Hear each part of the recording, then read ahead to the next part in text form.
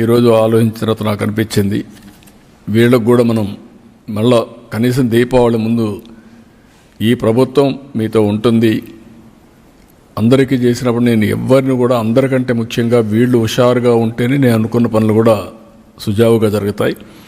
అందుకే పిలిపించి మార్నింగ్ అంతా కూడా మాట్లాడాం. మొన్నటి నుంచే మేము ఎక్సర్సైజ్ చేస్తున్నాం. మా ఫైనాన్స్ అయితే క్లియర్గా చెప్తున్నారు, చేతులు ఎత్తేసే పరిస్థితి వస్తే మీరు చేతులు ఎత్తేసే లాభం లేదు, ఏదైనా కానీ చేయాల్సిందే, అవసరమైతే ఎట్లా అడ్జస్ట్ చేయాలని చేద్దామని చెప్పి గట్టిగా మాట్లాడి మొత్తం అడ్జస్ట్ చేసుకుంటూ వచ్చి కొన్ని నిర్ణయాలు తీసుకున్నాం. ఆ నిర్ణయాల్లో ప్రధానంగా ఒక డిఏ ఇవ్వాలని నిర్ణయం చేశాం.